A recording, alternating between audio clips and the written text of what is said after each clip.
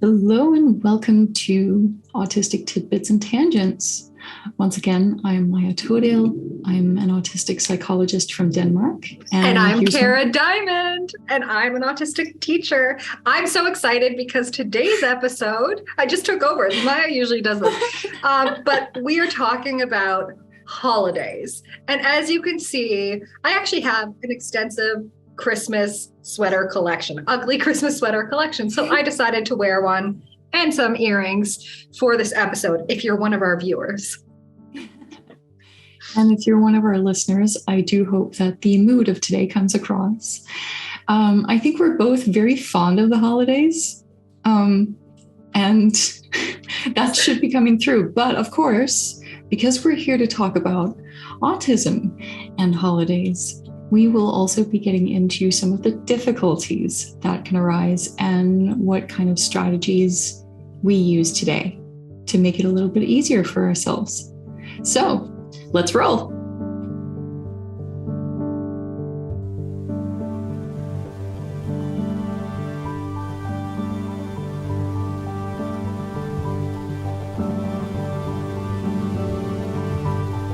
Welcome to Autistic Tidbits and Tangents. Candid conversations between autistic off-hour professionals. Cool.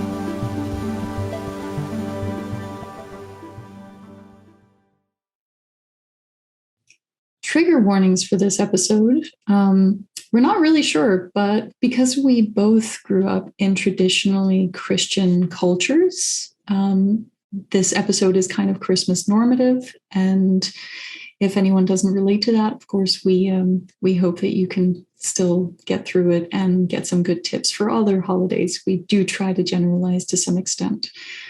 We hope you enjoy the episode. Okay, so Kara. Yes.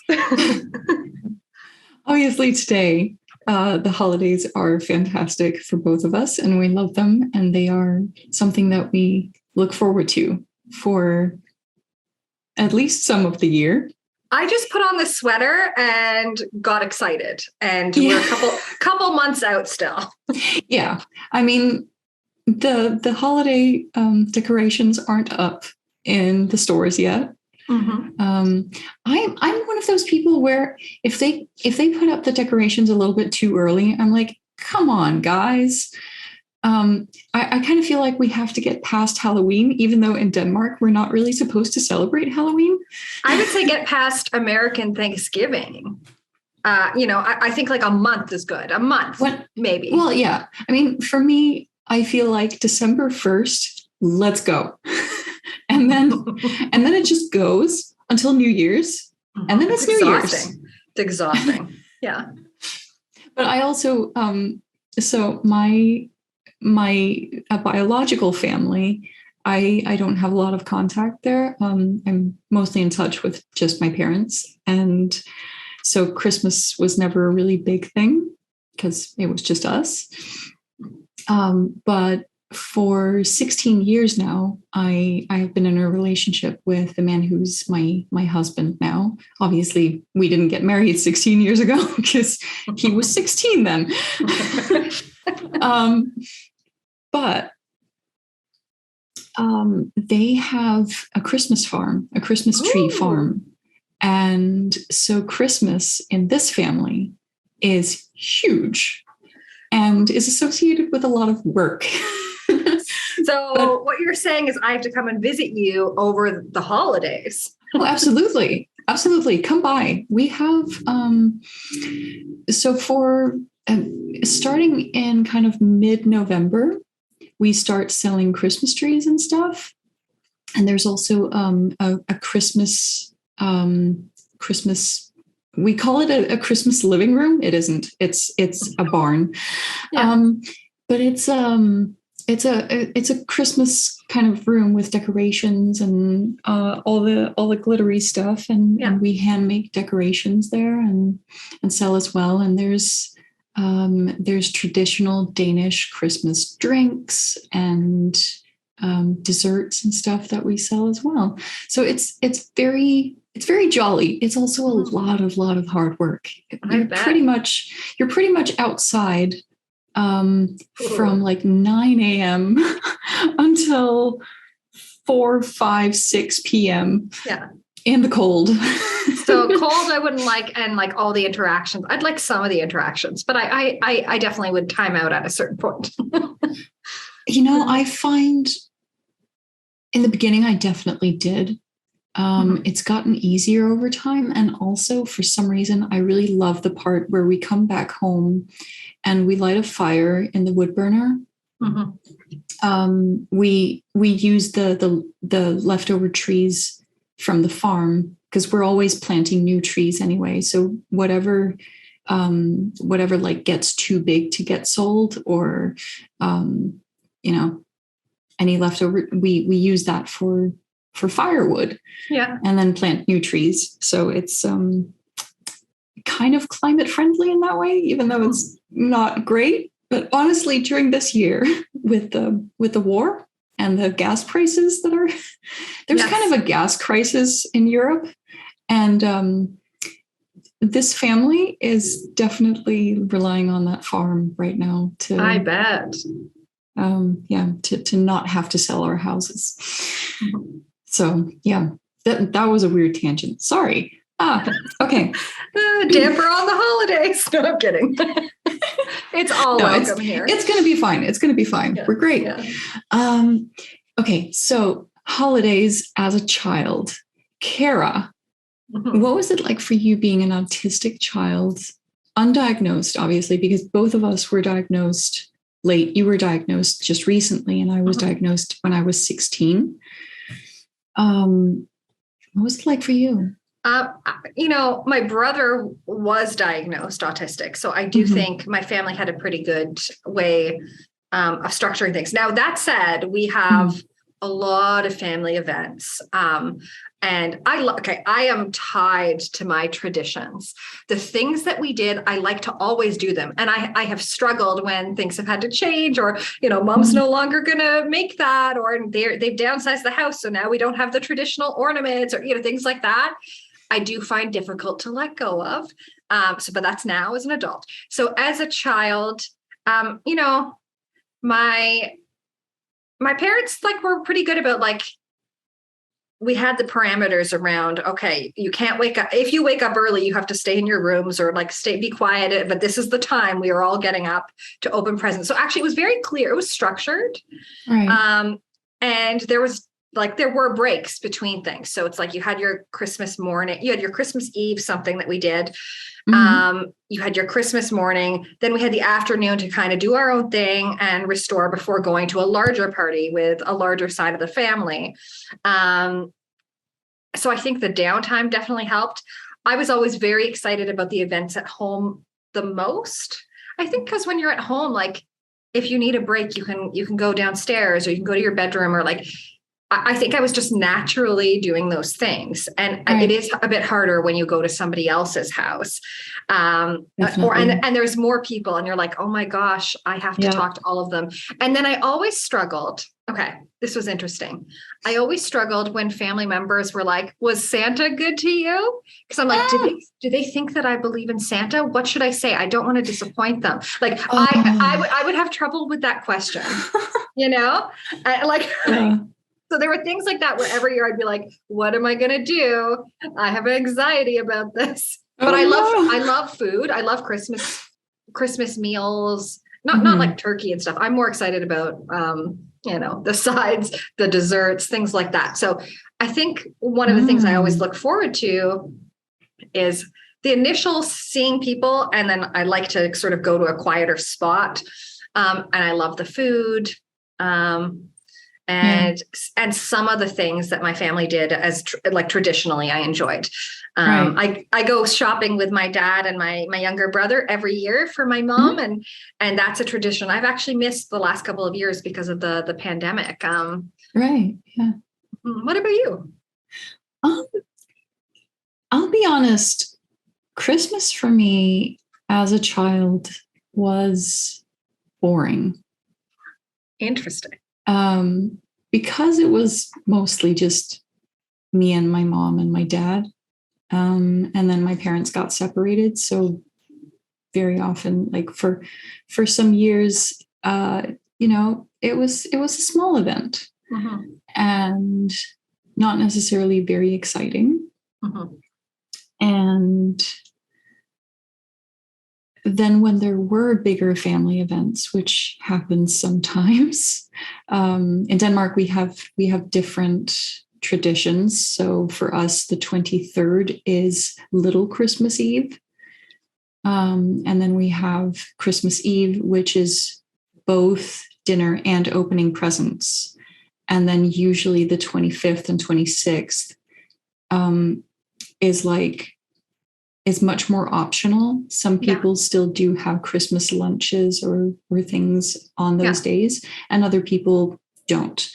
Some people don't do anything on the 23rd. It's kind of very different, but everything in Denmark is very centered around the 24th, the eve of the 24th. And whenever we did have a larger family event, it would either be before the 24th or after. And if it was before, it would be like weird for me because but it's not Christmas yet. We do that in my family now. We do a big dinner a week before, the Sunday before Christmas. Oh my gosh. Yeah, it's not weird. Christmas yet, guys. And then if it was after, it was like, well, now Christmas is supposed to be over, but I don't understand what we're doing here. And now there's so much noise because strangely, even though I pretty much only have contact with my parents, both have quite a large family. So I actually have a really, really big family. And so it's very difficult to do anything without having a lot of people. And so it would be like either so small that it was kind of just an evening, or it would be so overwhelming that I would be like, oh, when can I go away and hide? So as a child, I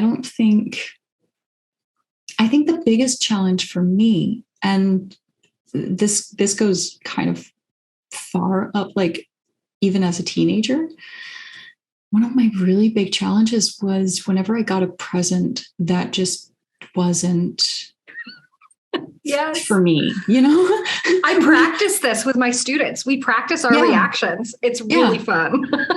It's the thing is, for me, it's not that I'm not grateful that this person got me something. I'm grateful for the intent.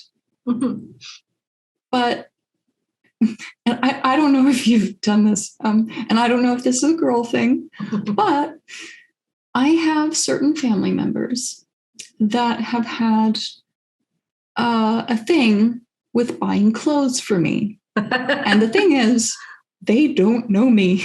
Yes. And so they would buy me like girly, frilly stuff with flowers on it, with a lot of colors and a lot of this and a lot of that. And I'm like, I've always wanted black. Give me black. And you'll be good. Don't do all the color things. We just talked about when you came in here, before we started recording, you have your Christmas sweater and the colorful earrings and all that. And like, I have a Christmas hat. It's black and white. I made it myself because I did not want a red Christmas hat because it's color and color is overwhelming for me. So I have a black Christmas hat. And I hate wearing black. So there we go. And I'm great with color on my nails, but not so much. And obviously my hair is, for the viewers, it's kind of pink purplish now. But other than that, I'm really not great with color. I really would prefer to not.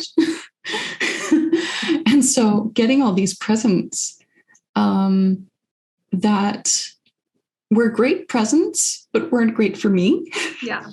Was like, okay, how am I going to say thank you for the intention?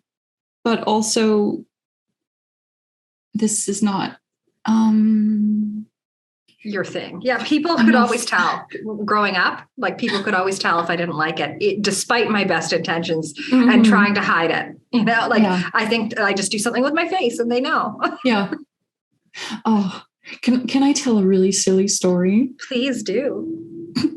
Okay, so this isn't a story about me, actually. It's a story about my husband. Excellent. He will be so embarrassed that I've told this story. No, but it's really cute, though. Okay. So in his family, they make a big deal out of teaching children to say thank you, even if they don't understand the present, or even if they don't very much enjoy it. Like, you still say thank you. You don't have to pretend that it's the best thing ever. Yeah, you don't have to gush. You don't have to fake it, like, in that sense, but it's like just saying thank you because someone bought you something. Yeah, and I appreciate the thought, kind of thing. Exactly. And then afterwards we can talk about, does it need to be changed to something else, right?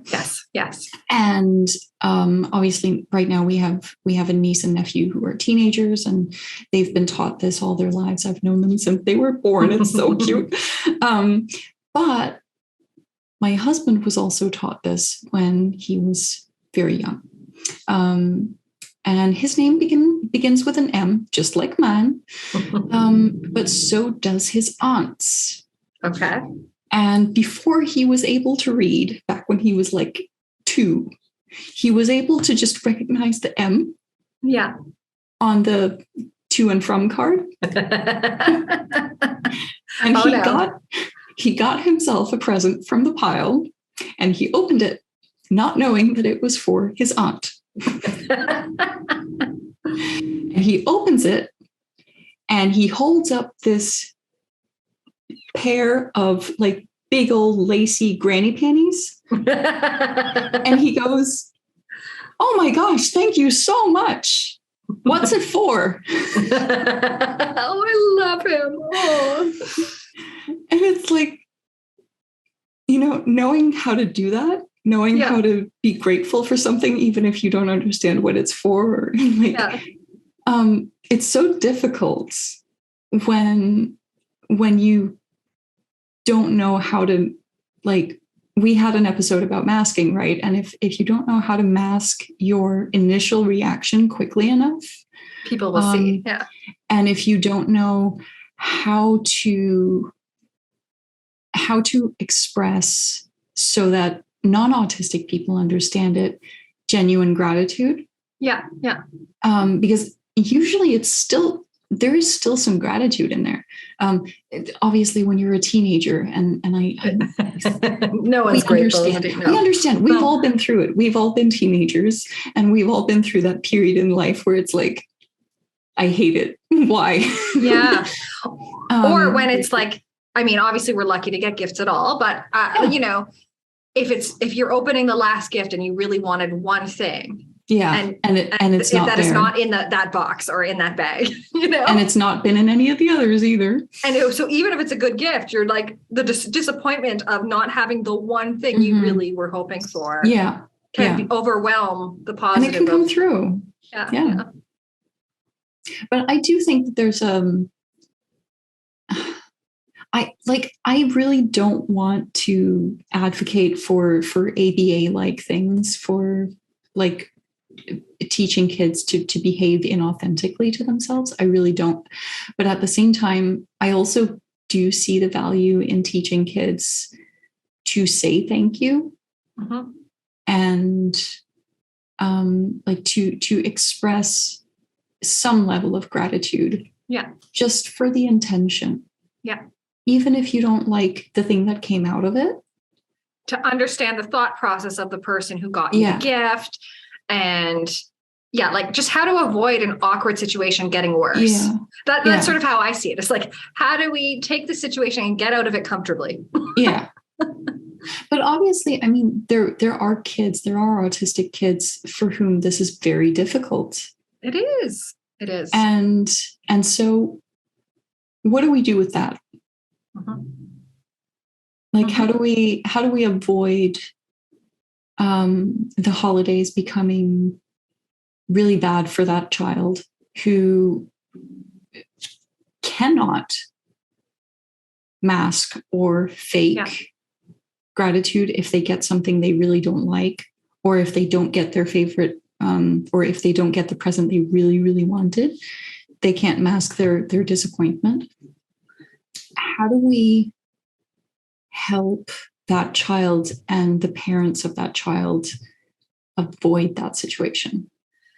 I mean, I think the ability to mask also increases the better rested we are. And like, so first, like building in breaks makes our emotional capacity greater, right? Where we're less likely to be stressed and anxious. So it might be easier to, feel that gratitude, right? So make sure you have breaks. If there's something like, if as a parent, your child really wanted, I don't know, one particular thing, and that they're not getting it, it was too expensive, or, I think preparation actually helps. I think saying, prepare them, they might not get that thing. Just like gently let them know and maybe tell them the reason why, if you're able to. And like, hopefully immediate family members get gifts that are, that they're more attuned to the child. Can't always control, like if there's external people or people who don't know the child as well. So those ones, you could even have a contingency plan where like your child opens it later. It does it have to be in front of the person? Why? I think we have to rethink things. I think there's also something to be said for, and we have done this in our family sometimes, because my in-law family is not a huge family, but we do get together 10, 12 people every Christmas, which is a substantial crowd. And sometimes it does take a long time to open the presents. And what we've done is some years just said, okay, you know what? There are so many presents for these kids. They won't be able to cognitively understand the amount of presents. It's overwhelming. There's too much. And I mean, these are not children with diagnoses. These are, they're just kids, but there is, if you're 4 years old or even 9 years old and you're getting 30 presents, you don't need to get them all in one day. Well, and I think we do have to teach the hidden curriculum too. Like, not every kid gets 30 presents. So if you are a kid who got 30 presents, don't go back to school and say you got 30 presents. Like we have to teach like a whole bunch of rules and just like what is polite, and why will it maybe make other kids feel bad if you go to school and you say, oh, I got this and this and this and this, and then go all the way down the list, right? It's also like, maybe there are kids at your school whose parents are not very rich and who can't afford, or maybe they don't have a big family who gets them a lot of presents. Yeah, we didn't have a big family. It was just like our immediate family. So my parents and maybe one thing from the grandparents. And I mean, I know that the kids in my family are very privileged in that sense, that they tend to get a lot of presents, but it's also, there are a lot of people giving them, even people who aren't present. But then if your child is getting that many presents, space them out over a couple of days. It's a good idea. Or even over a much longer period of time if it's too much, because, I remember one year very recently where my husband's cousin's young child, like 2 years old, was getting a lot of toys, and a lot of toys in the kind of the same line of toys. It was, think of it like if it was a doll, it was the doll and then a lot of accessories for that doll. Yes. Kind of that sort of thing. And, the mother was like, this is going to be too much. Like she's going to get too excited. She's not going to be able to sleep. It's going to be just too much. We're going to put the presents aside because she's happy enough with what she's already gotten. Just let it be, and then giving those presents over a longer period of time. Yeah. Considering sensory overload for sure. But not just sensory overload, also just the overload of like the cognitive experience of like joy upon joy upon joy upon joy. And then it becomes a level of energy where you can almost like crack over into a meltdown. Yeah. Yes, very easily. Even though it's enjoyable, it's overstimulating. Yeah. Yeah, but it's almost like the dopamine of getting things. Yeah. It's almost like the dopamine kind of gets over, it flips over into adrenaline. And then the energy becomes too much. And then you don't become angry, but adrenaline can also be like just too much energy. Yeah. And then it affects everything else, right? Yes, definitely. And that's I think that can be an issue for all children, really, not just autistic children. What about like the sensory aspect of holidays? Because there are so many things, right? The volume is the one that tends to bother me the most. I'm good with smells. I'm good with food. Like I'm very sensory seeking in those things. But like just the amount of busyness and the amount of noise. It was really funny this past holiday. At a certain point, I like looked around. I was like, I'm in the basement with the other like 4 neurodivergent people in my family. Like we were just like, and not really talking. We were just sitting on couches and like watching something. Didn't even matter what was on the screen. We were barely watching. It's just like, we are just restoring by being like in a room in the dark, kind of quiet. Yeah. I think for me, it's like, there's the acute sensory overload that can happen. Like during a holiday party, but there's also the longer term, like say for Christmas, right? Very often there will be additional lights, additional sounds, not for that one day, but for a full month or maybe longer. Yeah. Or like, oh, don't get me started on malls. Like, oh my gosh, I never want to go to a mall at Christmas. The radio changes. Like all of a sudden it's all Christmas music, and Christmas music has bells and like a lot sharper noises. And I think that can affect people as well. And so that long-term sensory overload, people are busier, people are more stressed. So if you're out in public, there's oddly, people are more aggressive. Like that's terrible. Yeah. They're in a hurry. They've got so much to do. Oh no, did we buy a present for this person? Oh no, this store didn't have the thing that we were looking for. No. Yeah, it's about all the things it shouldn't be about, but like, the stress, the waiting for Santa, if you're someone who goes to a mall and does those things and waiting in line. And even if you aren't stressing out, or even if like the child or the adult autistic person, even if we are not the ones stressing out, we're still surrounded by all those energies. We pick up on it. And it's like, it's contagious, kind of. Yeah. The irritability that comes with that is pretty intense. Even if you haven't noticed the buildup of stress over November, December, all of a sudden you reach Christmas or even the halfway point or whatever, and it's like, I can't anymore.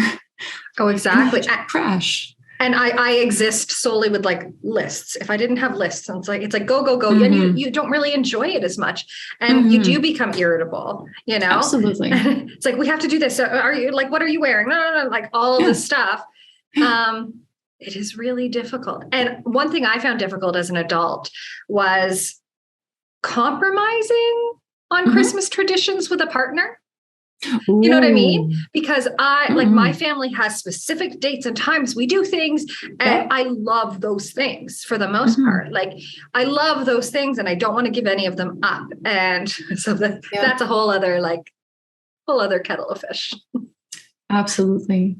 I think for me, it's more so having gone from almost no Christmas Too big. Well, now we have 3 or 4 days. Yeah. Because we will usually spend the 23rd with my mother. Mm-hmm. Unless we are hosting, because then we'll invite her for the 24th. Mm-hmm. My dad lives in the US, so I never really see him, but I do have a phone call with him on that day. Then the 24th is like big family thing. Then usually we'll do nothing for the 25th. And then the 26th is like a Christmas lunch.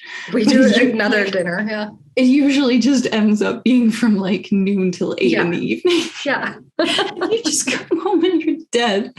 And then it's like, okay, now I have like almost no time off. And then it's New Year's. Yeah. And back to work. We have at least, I think it's at least five family functions that all also have like a food component, right? Like, and so it's like, and I'm tired, I'm drained by the end. And like this year, like I had a meltdown. I'm not gonna lie, I totally cried at Christmas because I was overwhelmed. And I just was like, oh my gosh, how many times have I just been like internally screaming, even though I love the events, I love the people, I love the food. Yeah. But it's just like, it's a lot. And okay, so you mentioned that you have like a basement type quiet room. It depends who is hosting. Right. But one of our many Christmas meals last year was at my brother's place. So he has a basement. Mm-hmm. And just at one point I was down there with like my brother who's autistic, and you know, some of my siblings' children, and like we were all like, so you do have somewhere to withdraw to. Yes, and I think that's really important. That's something I always tell families, like, have like a break plan. What can if their child's autistic, like where can they go? What can they do? What are the parameters around that? Do they have to let you know? Can they bring a device? Like what do you expect? And like have an exit plan too, right? Like it benefits me tremendously to know when an event will be over or at what point is acceptable to leave. And I think that's the thing, like when preparing, like you kind of talked about, like we shouldn't be like training, we shouldn't be doing like that kind of thing. But I think preparing is fair. Like, and I think we need to tell, especially children who are still learning in general, how to interact in the world. This is what happens at this event. This is what to expect. This is what is generally expected of us. Yeah. And that helps. And this sort of time frame is when we expect to be leaving. Yeah. But if you need a break, here's what you can do. And and if that changes, if for some reason it gets later, here's what you can do to either take some time off to relax or to let us know that you really need to go home, and then we will listen and we will pack up. But if we forget time, here are your strategies. Yeah. And we will always give we'll give you a time warning. We'll let you know, like, we're not just going to rush you at the door. I think parents also need to understand that, like, transitions are tough. They're tough. And they're absolutely tough. And we don't want to do the long goodbye. I still hate doing, if I could just like back out of a party, I will do that. Wave. Like that. Just but go, you know what? Bye. I'm self-conscious about my wave. Like, it's like kind of creepy. Like, I don't know how to wave. I've like tried and it just looks like very robotic. Like, and I do like, just like this weird, it's like I'm unscrewing a light bulb. Like, I just do flat hands, and then that's good. Maybe then I do like a quick, a quick little shake. I'll work on this for all the Christmas parties. Okay.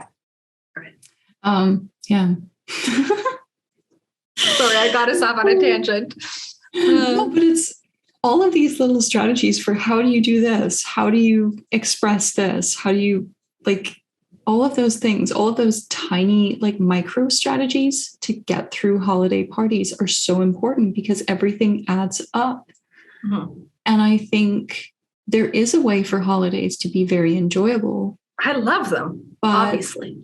But it involves having those strategies, and it also involves the people around us accommodating our needs.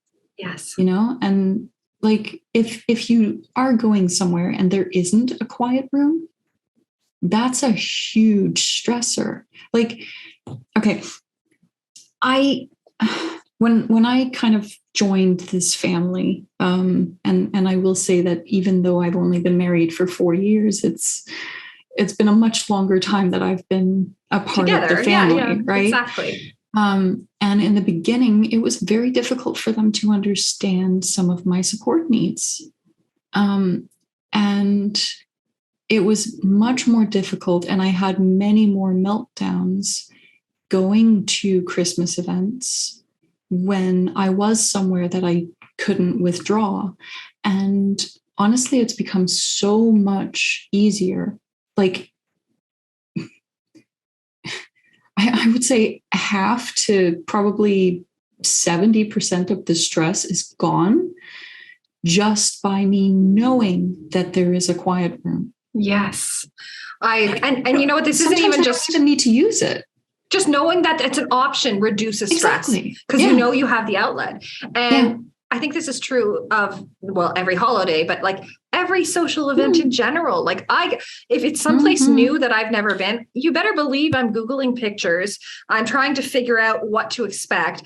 I'm trying to figure out, like, parking is something that I'm so scared of, like not being able to find parking or not being able to park in the spots that are available. Like, absolutely, I have to be prepared. So the second time all the planning aspects, really. The second time I go somewhere is always much more comfortable than the first time, but I do everything I can to mitigate. And for kids, like, we have to do that as well. This is what you can expect. Do you want to do a drive-by of the place, or, like, why not? Why see if you can do a visit? Yeah, actually, that's another thing. Like, if you're a small business owner, and you have something to do with Christmas, having a map of your store or your area, explaining where things are, having pictures of where things are and explaining this is kind of the process, is such a huge help to autistic people. Yeah. And it's really small things like that. Like, you can, obviously at the Christmas farm, like, so many people come through there in a day that, no, we can't promise that everyone will be quiet. We can't promise that we can mitigate certain sensory things, but we can most certainly have a steady process of, this is how you park. This is what you do when you find a tree. This is, explain all the things. Explain all the things. And it's the same way with, like, a store or a mall or whatever, and with a family holiday. Like, if you're going somewhere, if you're visiting someone, or if you're having people over, explaining the steps and being very, like, concrete about, they are coming on this day, or we are going on this day. We expect to be arriving then and there.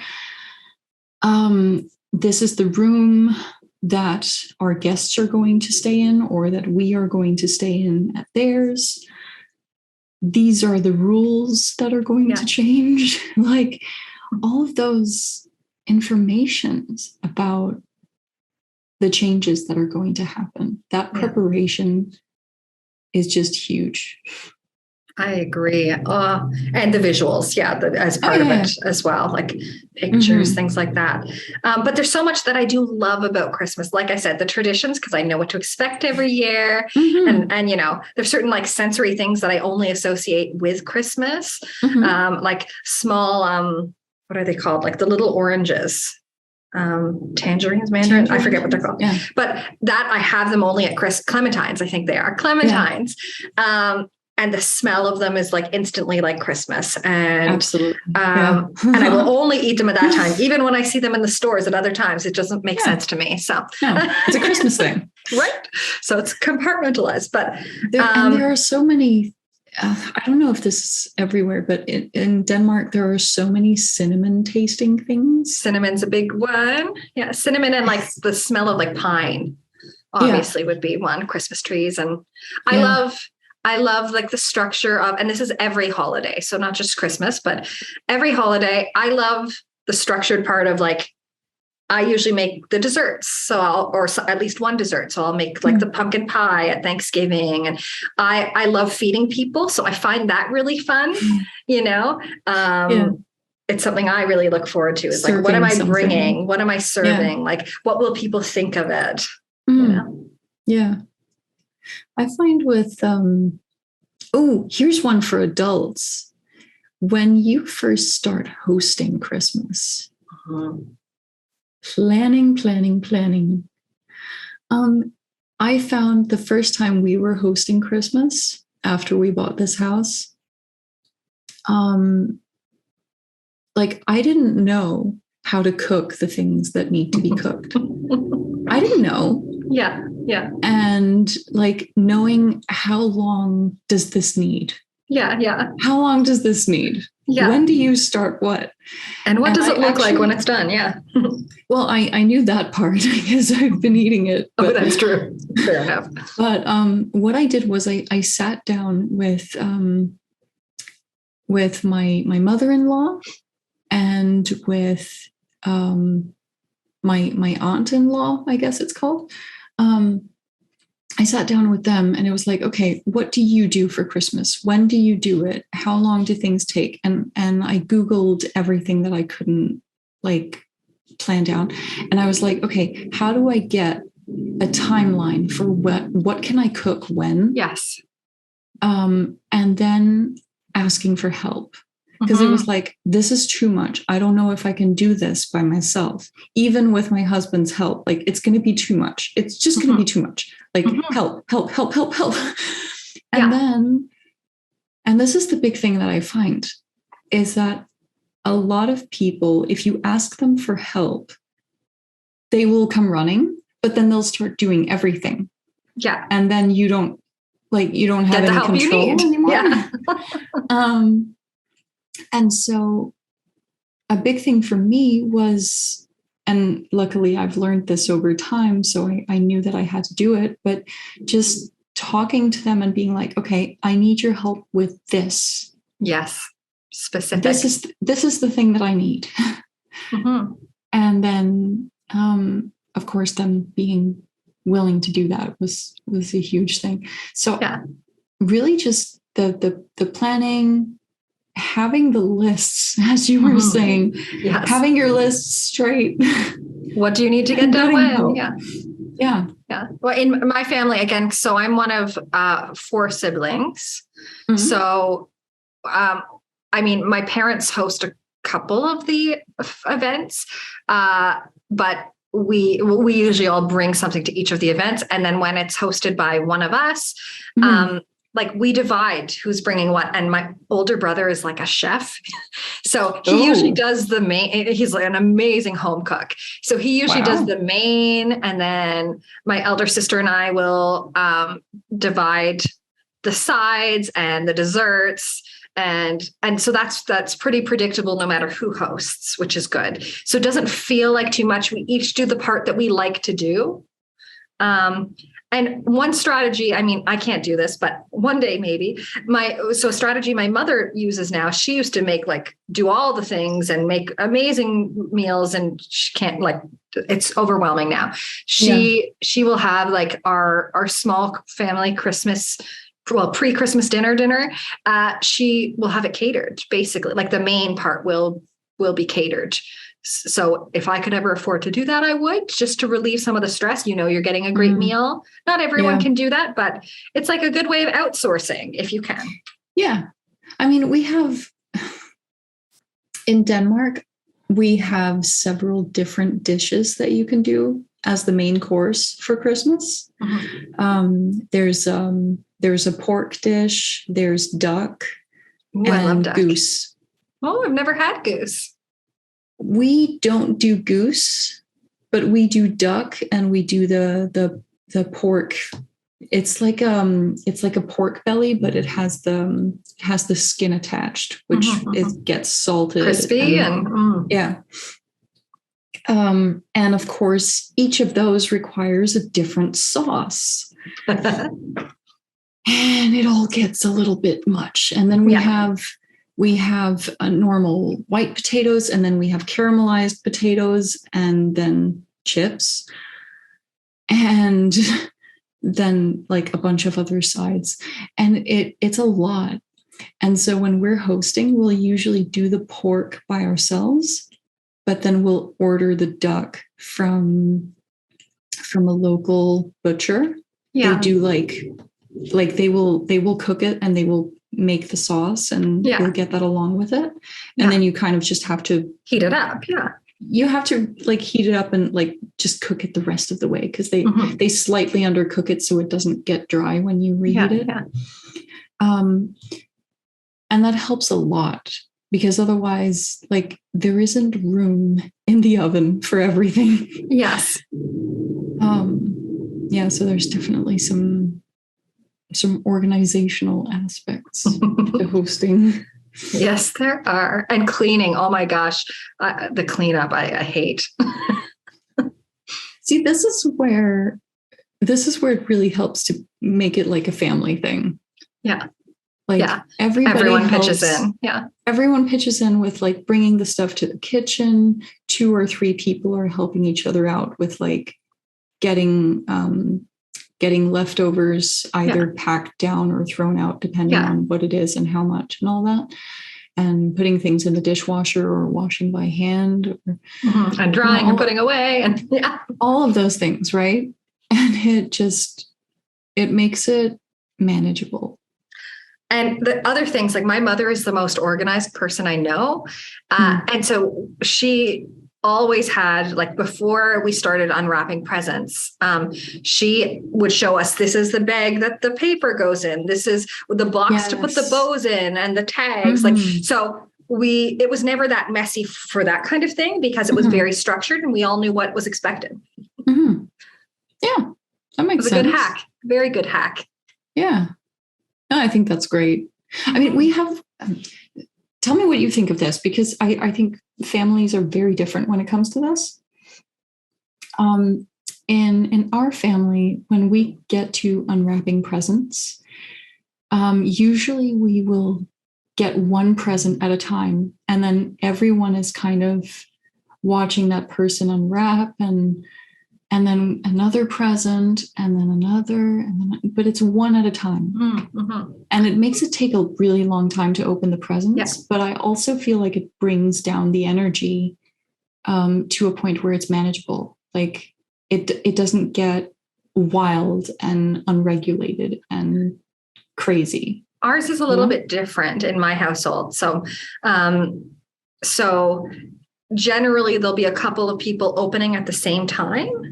So, I might get up and get a few gifts and give them to, my brother doesn't have a gift. Let's pile that there. This, this for this person, that person. And sometimes you'll have like a little pile and you have to open the pile that's beside you. But so multiple people are sometimes opening at the same time, which I actually like, because it takes the pressure off the reaction. You're not necessarily being watched. And so you have a moment to be like, who gave this to me again? Okay, thank you so much. Oh, it's my favorite color, or whatever it is. Like, you have a moment to think. But you can also stop and just watch other people. And I mean, I think that's a really good compromise, because I've also heard from a couple of friends of mine that in their families, everyone just kind of attacks the tree all at once and opens present in no. And it's like a hurricane of unwrapping presents and like chaos and mess. It's like Walmart on Black Friday. They love it like that. Yeah. But I feel like if it was me, that would be too much energy, too much chaos. It would flip over into adrenaline for me. If it was, I told you, my family has always been very structured about things. So I think that's why I've enjoyed the holidays as much as I have. But I think it's something for people to consider. Like, if you are having a problem with the unwrapping of presents becoming adrenaline tinged and meltdowny and like either explosions of anger or sadness or just joy becoming kind of too much and turning into something. Not, we don't want to bring down joy, but we want to keep it at a level where the child can handle it, right? Any big emotion can lead to a meltdown, even good ones, Yeah, exactly. And so if you're having a problem with that, or if it's becoming a challenge to manage, consider how presents are being opened and what is it that makes that situation. And even like turn off the music, see what happens. Are people calmer with like one sensory channel being reduced? You know, exactly. Like, is it the pace at which things are happening? Is it the amount of people that are in the room? Is it the amount of sensory information that's happening? Is it the rigid schedule? Like if you have too many things back to back to back, and and again, not knowing that you have an outlet. Yeah. Or is it the speed at which the person is getting new things and that becoming overwhelming? Or is it, figure out kind of where does the problem occur? Yes. Trace it back, find a cause, and like attack the cause, not the symptom. Right? Should we talk about a thing of the day? Because I think this is a really nice segue. Yeah. We jointly were Googling things in preparation for this episode. Our executive functioning skills mean we often leave thing of the day until like right before. That's why it's thing of the day. Exactly. And we found a blog. Oh, something just started playing music for me. I'm going to minimize that. We found a blog. Do you want to tell about it? Because I can't open it now because it's playing Christmas music. Okay, so we found a blog called Autism and Holidays, and it is at the site coryathome.com. And what we're going to do is we're going to post the link in the description of the episode wherever we can. And it is kind of just a list of tips, really, to help autistic children during the holidays. And it is so wonderfully divided into shopping, family photographs, visits with Santa and holiday traditions, holiday parties, family gatherings. Like it's structured into themes. We liked it. We both, it resonated with us. We really liked it. And honestly, I think almost every point, but also the phrasing of the points, I think was just really, really good. I also liked that many of the tips called for parents to kind of reflect on their own expectations. Yes. So it basically, the basic gist was adjust to what is comfortable for your child. Be flexible, don't expect things to be the same way always as a parent as well, Yeah. And just, if your child is uncomfortable in these settings, either don't force it, or you have the exit plans, you allow for breaks, you consider like comfortable clothing. It had wonderful tips for the most part. Yeah, absolutely. And also things like using social stories and pictures to prepare the child for what's going to happen and when and how and what to expect and how to kind of follow the script if they need a script. And I really liked the way things were phrased because it was so obvious for this blog that it was about the child's needs and not, as is so often the case, kind of how do we get the child to comply or to just fit in with societal expectations. This I felt like was phrased in much more of this is what you can do to make it enjoyable for your child and manageable for your child. And really, like, it was the child's needs that I felt was at the forefront when we were reading this. The only part that I'm still not sure entirely how I feel about it, because I see sort of it from both sides. There's a part about explaining your child to your family, and sometimes neurotypical family members might need that because they might be misinterpreting autistic children, and it also is like, would I want something like that written about me? I'm not sure. Well, I'm not sure either, but I think the thing that you could do is to talk to your child about what do you want. I like that. For family members to know. What do you want them to understand? Should we tell them that you need breaks and what those look like? That makes sense. Should we tell them about eye contact being uncomfortable for you? Or should we tell them about,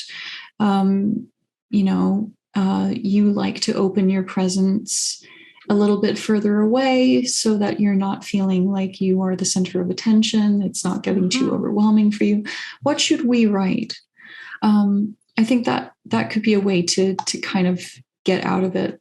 I think that takes away what would feel a little icky to me. That definitely takes that away. Something collaborative with the child. Yeah. I know you and I both loved the fact that it mentioned, it basically said like, talk to your child about how they like to greet people. And, if all they want to do is give someone a high five, they can do that. Like consent matters. Yeah. Yeah. And this is a general point for me and always kind of a pet peeve. I like to say this to people whenever I'm doing a presentation almost of any topic, because it's so important. Children's bodily autonomy is just crucial. And very often we do have a tendency to teach children to hug people or to give like cheek kisses to family members. And I find that so uncomfortable because if it's something that the child genuinely wants to do, that's great. Let them, but at the same time, being forced to hug and kiss people against your will as a young child teaches the child that their consent doesn't matter. And that undermines their identity and their boundaries for the future. And so not just with family holidays, but please, please, please generalize this to all the time, everywhere. Your child's consent really does matter.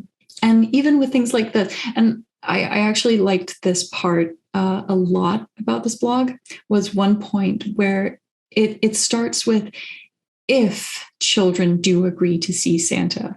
It's the last point under visits with Santa and the holiday traditions. But like, if children do agree to see Santa, create a social story. Like, it's so vital. And I love that it's phrased like that. I love that it acknowledges that some children do not want to do those things. Some children are not comfortable with it. And some people just honestly lose their faith in Santa very early, and that's okay too, and I think especially like autistic children, as I have experience with them, they either believe in Santa for very, very long or they stop believing in Santa when they are very young. Yes.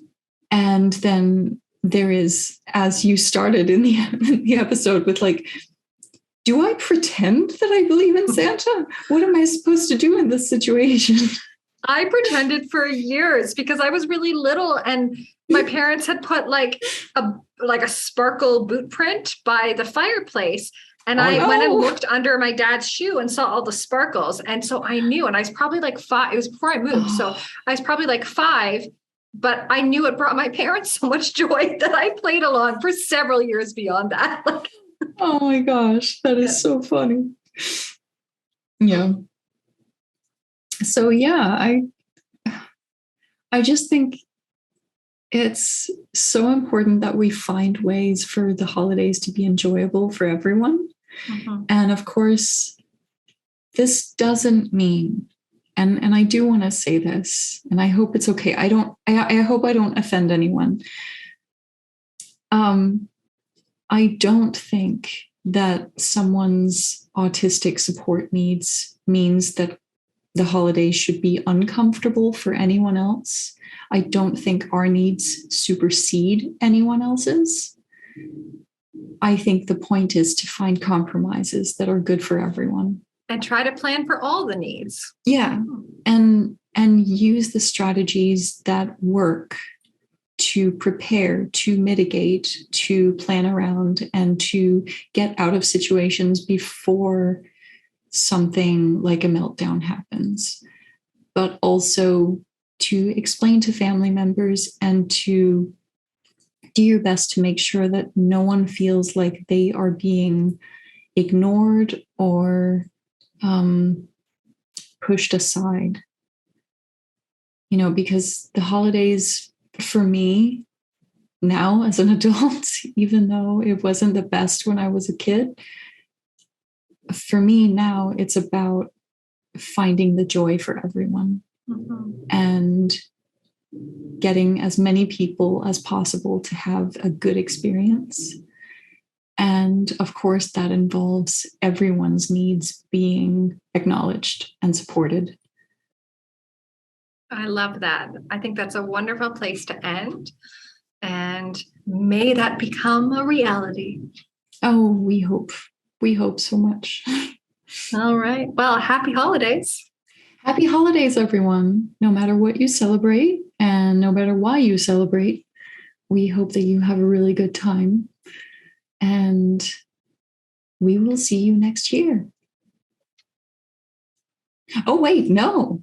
There's one more episode before next year because we have Tony Atwood planned for next time. Dr. Tony Atwood talking about the sort of the changing criteria over the years and how you have to adapt as a practitioner and all sorts of other wonderful things. Yeah. So after that, we will see you next year.